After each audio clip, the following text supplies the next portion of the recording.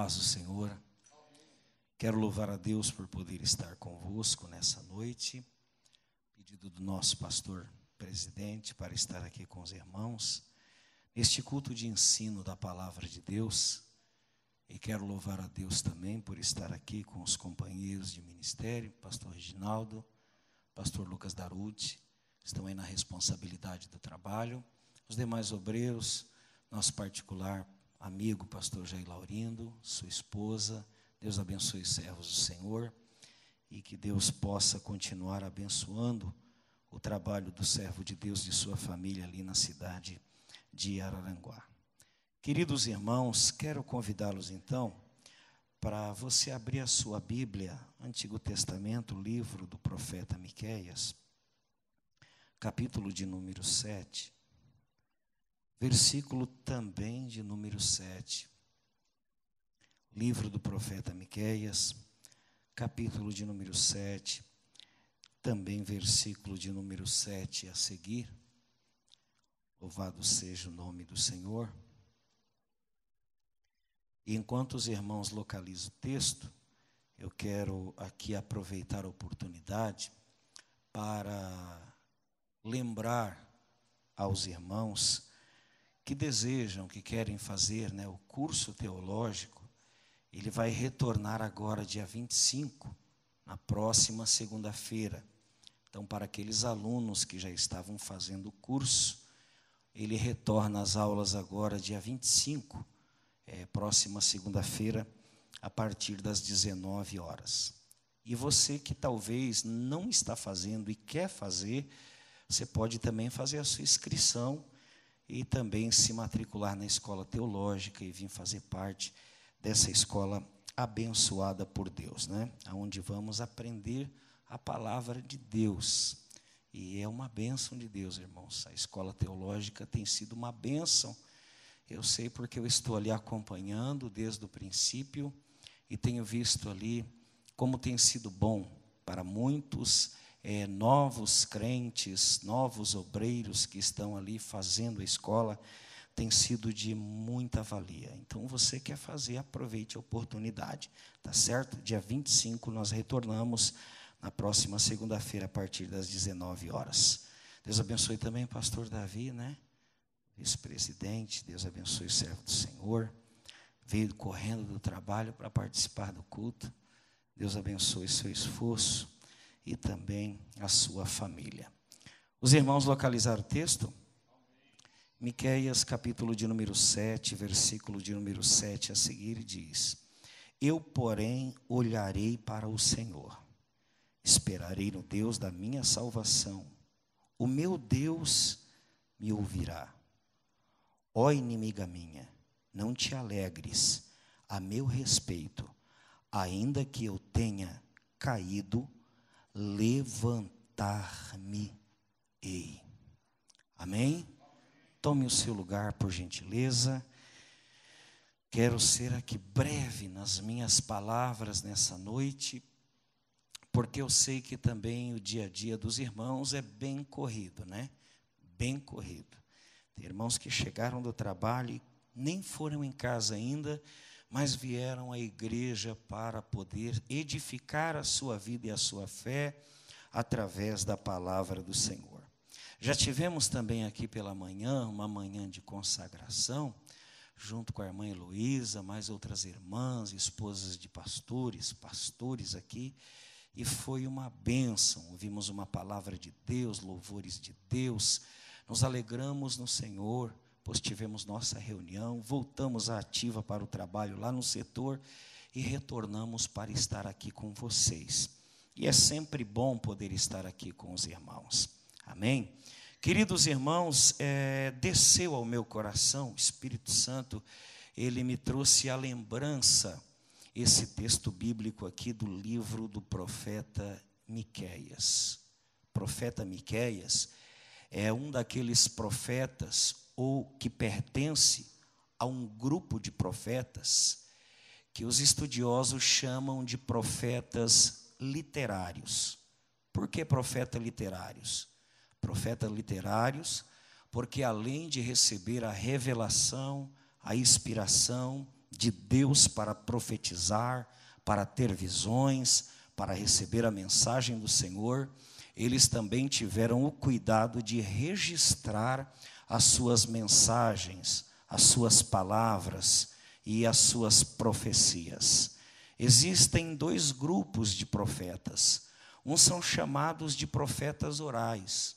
Os profetas orais, eles apenas profetizaram, mas não registraram suas mensagens, os milagres em que eles foram usados para realizar na autoridade de Deus, e nem os seus feitos.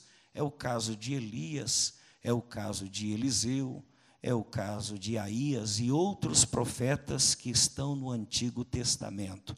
Eles são conhecidos como profetas orais porque apenas foram usados para entregar as mensagens, para obedecer à voz do Senhor.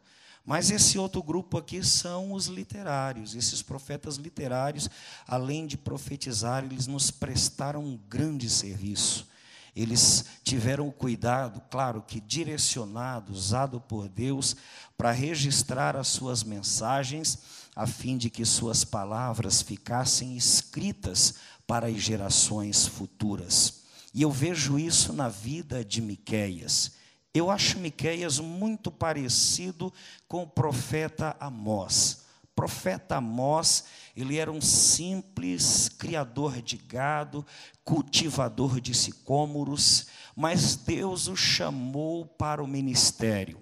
Alguns pregadores preferem dizer que Amós, ele era um simples camponês que morava lá no interior e não tinha nada a ver com o ministério, não tinha nada a ver com a mensagem profética, não tinha nada a ver com o ministério profético, mas Deus o chamou e trouxe para que ele profetizasse para o Reino do Sul. Um homem que surge do nada, não foi criado em meio a uma família de profetas, não participou da escola de profetas, mas Deus chamou, capacitou Amós e ele exerceu seu ministério. Profeta Miqueias, ele é bem parecido, porque ele também vem de um interior, de um local interior, a aproximadamente 40 quilômetros do local aonde ele começou a desenvolver o seu ministério. Pouco se sabe a respeito da família deste profeta, mas acredita-se que ele pertencia a uma família piedosa por conta do nome que ele recebeu. Afinal de contas, o nome Miqueias no original significa quem é como Jeová. E interessante que no decorrer do conteúdo desse livro, Miqueias vai se utilizar do próprio nome, vai fazer alguns jogos de palavras e vai fazer algumas comparações a respeito de Deus, fazendo menção do seu nome. Algumas vezes ele vai aparecer aqui no conteúdo, se expressando da seguinte forma: quem é como Deus, quem é como o Senhor, quem é como Jeová. Acredita-se que ele tenha vindo de fato de uma família piedosa por conta do nome que ele recebeu. Vamos falar um pouquinho agora do contexto em que este profeta viveu. Esse profeta viveu num período e num contexto de muita prosperidade em ambos os reinos, tanto o reino do norte, Israel, como o reino do sul, Judá. E o interessante é que Deus usa esse homem, capacita esse homem e levanta esse homem para trazer mensagens para esses dois reinos. Eles viviam em um tempo de prosperidade. Falando no âmbito material, a situação financeira, econômica, tanto do reino do norte quanto do reino do sul, estava indo a mil maravilhas, de vento em popa. Parecia que estava tudo bem. E o povo acreditava, por isso, que estava dentro da direção de Deus e, de fato, estavam agradando a Deus por conta da sua situação financeira. Eles começavam a igualar, a comparar a sua situação financeira com a sua situação espiritual, e chegavam a concluir que estavam bem com Deus, porque estavam bem financeiramente e materialmente. Mas Miqueias, ele vai começar a descrever a situação, tanto no âmbito familiar, como também no contexto do governo, como também no meio social, no meio espiritual daqueles dois povos, daquelas duas nações, dos dois reinos. Muito embora o povo pensasse que estavam bem com Deus, porque tudo estava dando certo, e nem sempre quando as coisas estão dando certo, nós estamos de fato de bem com Deus, e nem sempre quando as coisas estão dando errados, nós estamos de fato de mal com Deus. Há pessoas e até alguns movimentos religiosos que pregam e acreditam que quando tudo começa a dar errado, o crente não está bem com Deus, tem alguma coisa errada, ele está debaixo de maldição, ele não está na direção divina, por isso que as coisas não estão funcionando. Existem outros que apregoam e ensinam que a partir do momento que as coisas começarem a dar certo, é porque você de fato está na direção e na vontade de Deus e agradando o coração do Senhor. Miqueias vai aparecer nesse cenário para provar para o povo que de fato faltava muitas coisas para que eles pudessem realmente agradar o coração do Senhor. E Miqueias vai começar agora, usado por Deus, a fazer uma leitura no contexto familiar, e ele vai levantar ali a situação e vai deixar bem claro para a nação que eles não estavam tão bem quanto parecia. Por quê?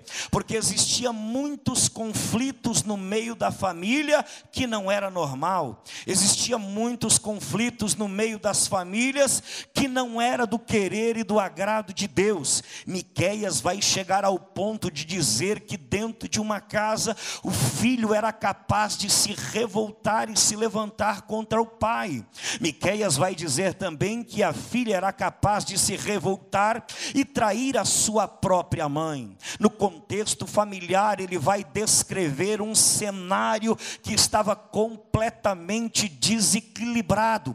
A família estava sofrendo um duro golpe e já não havia mais união, já não havia mais diálogo, já não havia mais acordo, já não havia mais parceria, já não havia também mais unidade. Miqueias também vai fazer uma leitura no governo e vai constatar que o governo, tanto do sul e do norte, estavam se comportando completamente fora da direção de Deus e da sua palavra. Miqueias vai abrir o véu e descortinar a situação e mostrar que o governo estava usando de trapaça, de ganância, de mentira, de corrupção, de maldade. Parece, irmãos, que eu olho para este cenário de Miqueias, eu vejo um cenário profético para a nossa atualidade. Um governo corrompido, desequilíbrio no meio da família e também no contexto social. Os amigos se traíam a troco de qualquer coisa. Eles traíam, vendiam, negociavam a sua amizade, não importando o tempo que fazia, que tinha de amizade com certas pessoas. Existia um grande desequilíbrio também no contexto social. Miqueias vai aparecer no cenário denunciando tudo isso, e daí eu fico pensando, pastor Jair, em um cenário onde o governo estava em crise, o contexto social estava em crise, a família estava em crise, e também no meio espiritual estava em crise. Qual deveria ser a atitude desse profeta? Como ele deveria se comportar no meio desta geração? Afinal de contas, tanto o reino do sul e do norte já tinha tomado um rumo esquisito, um rumo diferente, completamente controverso à vontade de Deus. Miqueias poderia facilmente ter deixado levar-se pela má influência daquela época. Com certeza, se Miqueias quisesse, ele seria apenas mais um no meio da multidão. Se Miqueias quisesse, ele poderia seguir o exemplo de suas lideranças daquela época, do governo daquela época, do modelo de família e sociedade daquela época. Miqueias poderia ter com certeza absolvido tudo isso e tomado também um rumo diferente, mas eu louvo a Deus pela vida vida deste homem, porque no capítulo de número 7, o versículo de número 7, Miqueias vai abrir a sua boca e vai se pronunciar no meio daquela geração. Após fazer uma leitura e constatar que o governo estava em crise, a família estava em crise, o ministério estava em crise, a sociedade estava em crise, ele rompe o silêncio dizendo: eu porém olharei para o Senhor. Miqueias está deixando aqui bem claro que ele não precisa ser mais um, ele não precisa ser uma réplica,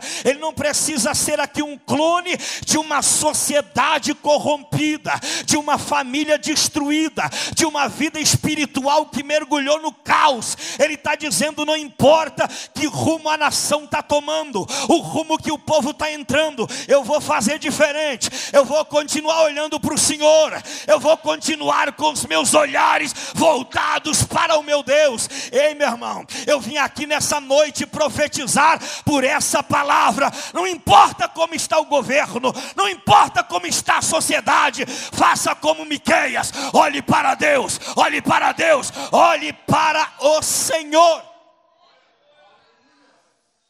E o escritor aos Hebreus já disse, olhando firmemente para Jesus: o nosso dever é olhar para o Senhor, porque no Senhor não há erro, no Senhor não há falha, no Senhor não há delito, no Senhor não há engano, no Senhor não há suborno, no Senhor não há mentira, no Senhor não há trapaça, no Senhor não há falha.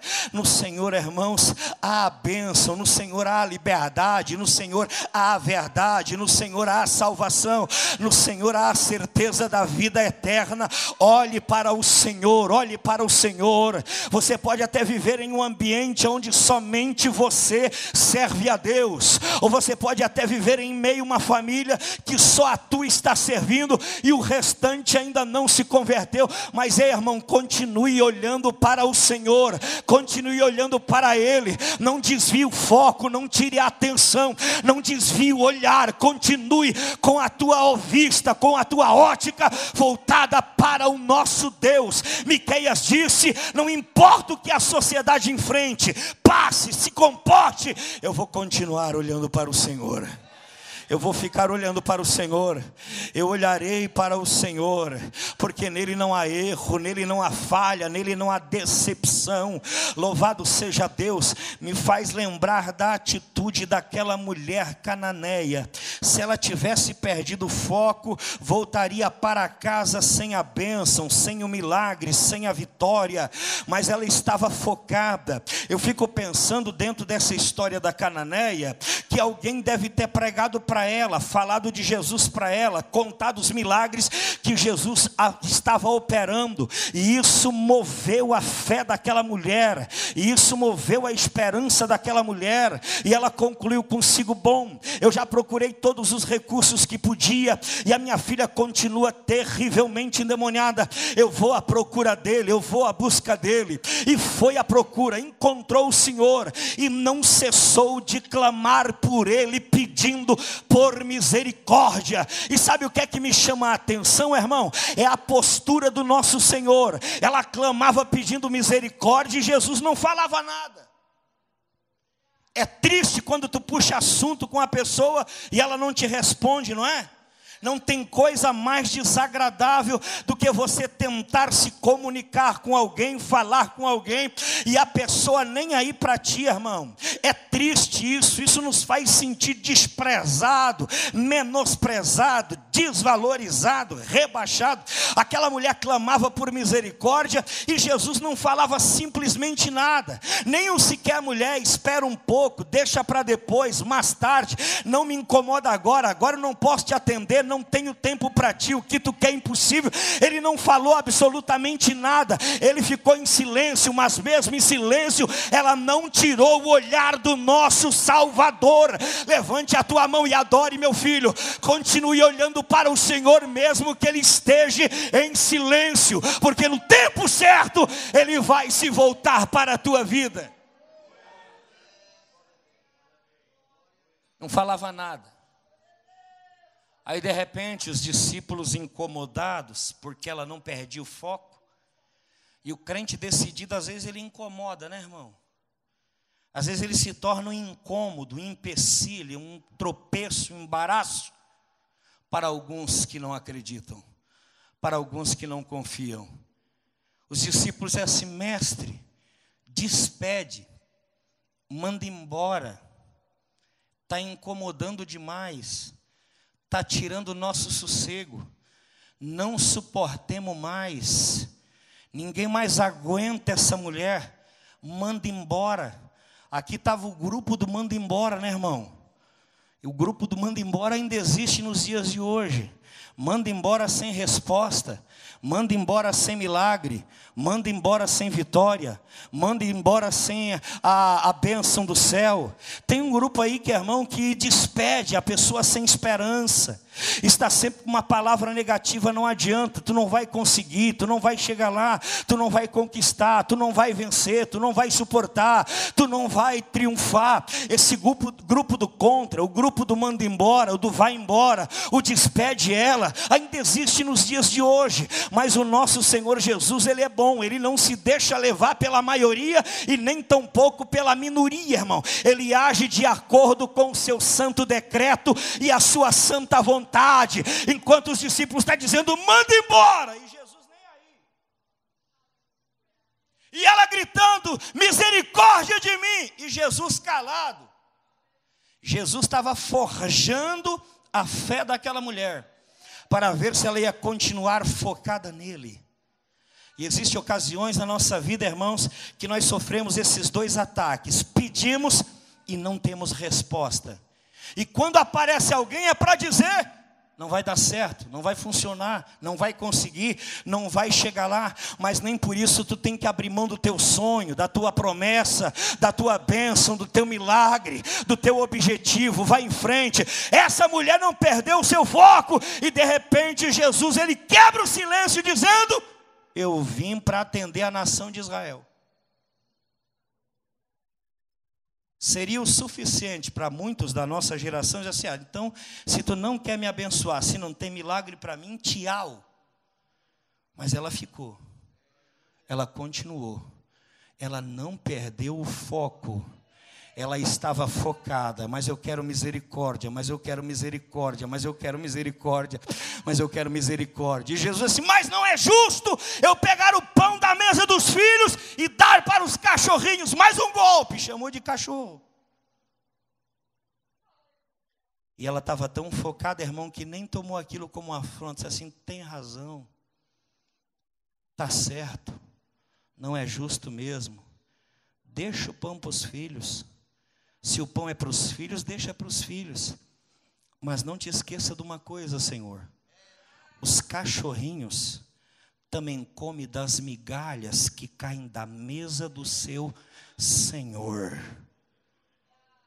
Jesus olhou para aquela mulher assim, grande é a tua fé. Foram poucas vezes que Jesus falou isso. Grande é a tua fé. E na maioria das vezes quando ele falou para pessoas que não tinham nada a ver com o ministério, não fazia parte dos seus discípulos, do seu colegiado de discípulos. Pelo contrário, para os seus discípulos alguma vez ele teve que dizer, homem de pequena fé. Mas para essa mulher que sofreu alguns golpes, mas ela estava focada no Senhor, Jesus se admirou e olhou para ela e disse, mulher, grande é a tua fé, grande é a tua fé. Ela não perdeu o foco. Nós estamos vivendo numa época, irmão, de muitos cristãos perdendo o foco facilmente. A primeira dificuldade desiste, o primeiro não desiste, o primeiro silêncio de Deus desiste, vira as costas, abre mão do seu sonho, volta atrás. Mas essa mulher estava decidida, foi até o final, não voltou atrás, chegou na sua casa e recebeu a sua bênção, porque Jesus honrou com a sua fé. O profeta Miqueias não tirou os olhares do Senhor, e o interessante é que ele disse ainda, no seu silêncio, quando ele rompe o seu silêncio, melhor dizendo, primeiro ele diz, olharei para o Senhor. O segredo do cristão para vencer o caos que estamos vivendo na atualidade é não tirar os olhos do Senhor. Segundo, esperarei em Deus. Irmão, cutuca aí essa pessoa que está do teu lado e diz assim: ei, espere em Deus. Espere em Deus. Às vezes a gente espera tanta coisa, só não espera em Deus. Às vezes as pessoas acreditam em tantas coisas, só não acreditam em Deus. E Miqueias está dizendo: primeiro eu vou olhar para Ele, segundo eu vou esperar no Deus da minha salvação. Eu vou esperar. E esperar é bom? Quem é que gosta de esperar aqui, levante a mão. Ou será que eu sou o único que não gosto? Não tem coisa mais chata, irmão, mais cansativo do que esperar. Tu encontra alguém sorrindo na fila do banco? Tu encontra alguém feliz na fila do INSS? Tu encontra alguém feliz na fila do mercado? Irmão, estão tudo abafado, estão tudo agoniado, estão tudo ali, né? Na pressão. Tu encontra alguém dando risada, irmão, esperando o sinal vermelho abrir? Ninguém gosta de esperar. E o interessante, irmão, que enquanto aquele sinal ali, ele é sincronizado, né? Ele é programado, tem a hora de abrir, tem a hora de fechar. E ele não vai abrir antes do tempo e não vai fechar antes do tempo. Mas a gente já é tão agoniado que a gente chega debaixo do semáforo, o sinal está fechado, a gente fica apertando o acelerador. Como se acelerar o carro vai alterar o processo do tempo do semáforo. Não vai. O negócio é tu esperar e acabou, meu filho. É pegar a senha 40. Pega a senha 40 e espera. O crente chega lá todo afobado, agoniado, querendo ganhar Deus na conversa e fazer aquela chantagem emocional. Tu tem que me ajudar, tu tem que abrir a porta, porque isso, porque aquilo, porque aquele outro. Deus, tu tem que me atender, porque isso, porque aquilo outro. Deus olha para ele assim: pega a senha 40, vai para a fila. E o crente chega lá: Deus, eu estou desempregado, estou doente, e agora o que é que eu faço? Deus pega a senha 40 e diz: vai para a fila. E o crente chega lá dizendo: Deus, não aguento mais, não dá mais, não suporto mais, não sei até onde vou. Deus pega a senha 40 e vai para a fila. Que senha 40 é essa? É o Salmo 40. Esperei com paciência no Senhor. Quantos aqui esperam no Senhor? Levante a sua mão e adore o Senhor. Adore a Deus, porque nós precisamos esperar em Deus. Eu já vi muitas pessoas quebrar a cara, se darem mal porque não quis esperar. Atropelaram o tempo de Deus. Atravessaram o sinal vermelho. Não esperaram o sinal verde de Deus. Ei, tu tem que esperar. Porque Deus não vai alterar o processo da sua agenda por tua causa. Pega a fila e espera, crente. Está demorando, mas espera. Pastor, parece que não vai dar certo, mas espera. Pastor, mas parece que ele não está me ouvindo, está tudo calado, mas espera, porque no tempo certo ele vai te ouvir e o teu milagre vai chegar em nome do Senhor. Miqueias disse: eu olharei e também esperarei no Deus da minha salvação. Sabe por quê? Porque o meu Deus, final do versículo 7, me ouvirá. Ainda bem que o nosso Deus ouve, né, irmão? Ainda bem que o nosso Deus nos ouve, Capelé. Tem alguns supostos deuses por aí, que alguém diz que é Deus, mas não é nada, que não ouve. Tem até orelha, tem até ouvido, mas não ouve. Agora o nosso Deus ouve, irmão. E pensa numa audição aguçada que ele tem. Pensa numa audição aguçada. Ana só mexeu a boca, Deus olhou para baixo assim: estou te ouvindo, estou te escutando. Tu quer ter filho, tu quer ser mãe, vou te dar vitória, vou abrir a tua madre, vou operar milagre, vou abençoar a tua vida. Jonas o rebelde estava lá no ventre do peixe. Lá ele se arrependeu, né? Quebrou a cara, saiu fora do plano de Deus. E lá no ventre do peixe ele começou a orar. Eu acredito que nem o peixe escutou a oração dele. Mas Deus olhou para baixo assim: estou te vendo e também estou te ouvindo. Vou mandar esse peixe fazer um frete e te deixar no lugar aonde eu quero que tu esteja. Estou te ouvindo, estou te ouvindo. O teu Deus te ouve. A Bíblia diz que a sua mão não está encolhida e os seus ouvidos não estão tapados. Ele te ouve, ele te ouve. Ele, quando você clama, ele te ouve. Pode ser apenas no mover dos lábios, mas ele te ouve. Pode ser apenas o gemido da alma, mas ele te ouve. Pode ser apenas o grito do coração, mas ele te ouve, meu irmão. O teu Deus te ouvirá. O teu Deus está te ouvindo. Eita maravilha. É por isso que eu gosto demais deste Deus. É por isso que eu sou apaixonado por Ele, porque Ele nos ouve, irmão. Existem homens da atualidade que às vezes nos escutam e fingem que não ouve, mas o nosso Deus para e nos ouve de verdade. Jesus ia caminhando com uma multidão, a multidão estava feliz, a multidão estava alegre, a multidão estava contente, e de repente no meio do caminho avisaram o cego: é ele que está vindo aí. Ele quem? Aquele que anda por aí fazendo milagre. Se eu fosse tu, eu rompi o silêncio. Vai que ele te escuta, é verdade. Eu sou cego, mas não sou mudo. Bora lá clamar: Jesus, filho de Davi, tem misericórdia de mim, tem misericórdia de mim, tem misericórdia de mim, E a Bíblia diz que ele ouviu o cego, parou a marcha, parou a caminhada, parou a jornada e disse: chama ele. Ele quem? O cego. Que cego? Está lá na beira do caminho. Eu escutei quando ele chamou por mim. Me traz ele aqui, porque eu escutei o seu clamor, eu escutei o gemido do seu clamor. Traga ele. O nosso Deus nos ouve, irmão. Ele está te ouvindo, minha irmã, está te ouvindo, meu irmão. E para encerrar, irmãos, Miqueias diz: olha, além de eu olhar para o Senhor, além de eu esperar no Senhor, e além de saber que Ele me ouve, eu louvo a Ele, porque ainda que eu tenha caído, Ele torna a me levantar. Que Deus maravilhoso, que Deus misericordioso, irmão. Que não tem uma lata de lixo para pegar o caído e jogar fora para sempre, não. Ele não tem uma lata de lixo, pelo contrário, ele tem uma olaria. E quando o vaso está apresentando um defeito, ele quebra. Ele faz um vaso novo, conforme bem parecer aos seus olhos. A Bíblia diz que se em 7 vezes o justo cair, na 8ª Deus ainda o levantará. Deus tornará a levantar aquele que caiu. Se coloca de pé em nome de Jesus. Eu quero orar por ti. O nosso Deus nos levantará.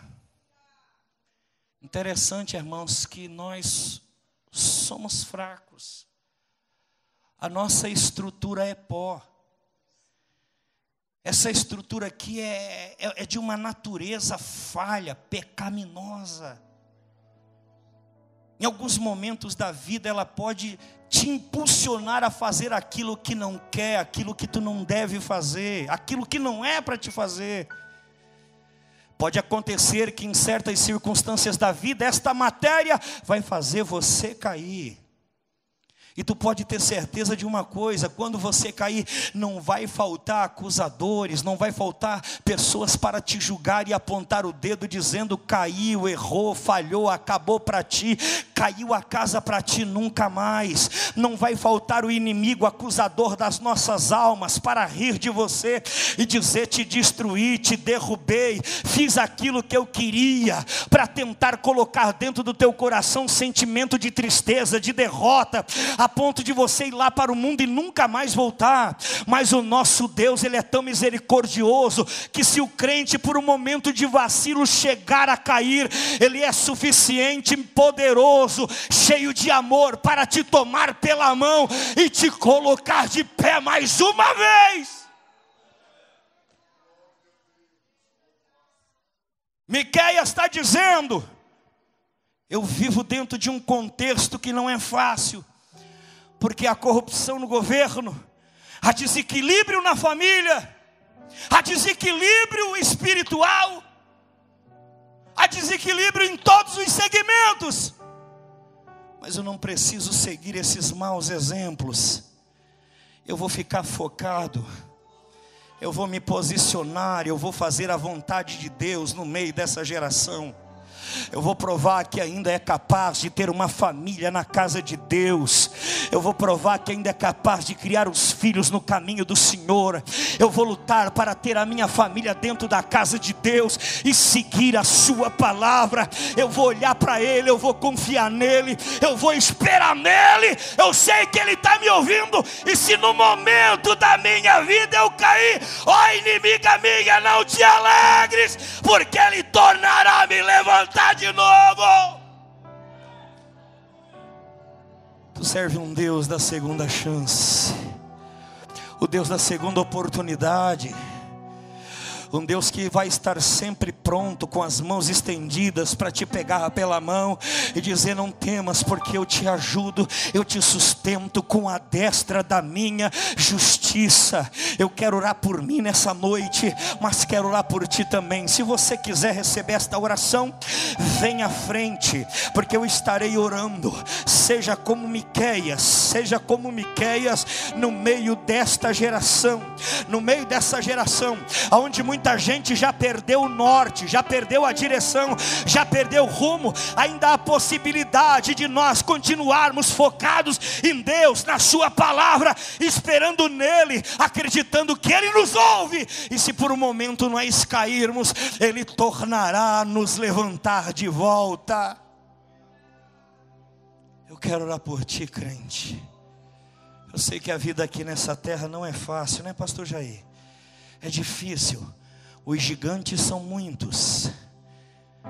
Outro dia encontrei um amigo meu e eu perguntei para ele: e daí, meu irmão, paz do Senhor? Ele: paz do Senhor. Eu assim: como você está? Ele disse assim: pastor, eu estou matando um leão por dia. Eu disse assim: então tu está no lucro. Ele assim: por quê? Eu disse assim: eu já estou matando uma manada. Eu comecei matando um, foi aparecendo mais. E é assim a vida do crente. Cada vez aparece mais e mais desafios, mais e mais problemas, mais e mais dificuldade. Parece que esse mundo está nos apertando, nos pressionando, está nos prensando, nos oprimindo, para ver se nós vamos desistir. Mas em nome de Jesus, nós vamos continuar de pé. Nós vamos continuar olhando para o Senhor. Nós vamos continuar esperando no Deus da nossa salvação. Como disse Miqueias: eu vou esperar no Deus da minha salvação. Aleluia. E o versículo de número 9, a parte final, ele diz: e eu verei a tua justiça. Essa palavra aqui, eu verei a tua justiça, ele estava querendo dizer: eu verei os teus propósitos se cumprir, eu verei a tua vontade acontecer, eu verei a tua misericórdia sendo exercida, eu verei os teus projetos se concretizando, eu verei, Senhor, os teus desígnios sendo colocado em prática. Eu verei a tua justiça, eu verei a tua justiça. Ei, meu irmão, Deus vai guardar a tua vida. Por mais que o inimigo lute contra você, você vai ter vida para ver os projetos de Deus se concretizar dentro da tua casa, no meio da tua família, no teu ministério, na tua saúde. Profetizo para você nessa noite, Miqueias. Alabratai, calamandarácia. Deus está mudando o cenário da nossa nação. Deus está mudando o cenário da nossa nação. Deus está mudando o cenário da nossa nação. Eu já vi alguns pregadores dizer assim: o Brasil está falido e a igreja está destruída. Eu quero dizer que ainda há esperança para a nossa nação. Primeiro, porque Jesus ainda não veio. Segundo, o Espírito Santo continua conosco. Terceiro, a igreja ainda está de joelho. O remanescente ainda ora, ainda busca, ainda consagra, ainda se coloca na presença de Deus. E há quem diga: a igreja está acabada. Não está não. Ainda tem Miqueias, ainda tem Miqueias, ainda tem Miqueias, ainda tem uma geração de Miqueias.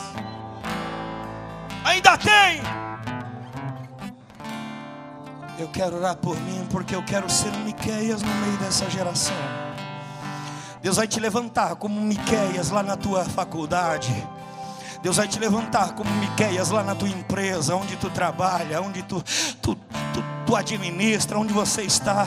Deus vai te levantar como Miqueias lá no teu bairro, lá na tua rua, no meio dos teus parentes, no meio da tua família. Tu será o Miqueias, tu será Miqueias, tu será o Miqueias de Deus no meio desta geração. Eu profetizo em nome de Jesus.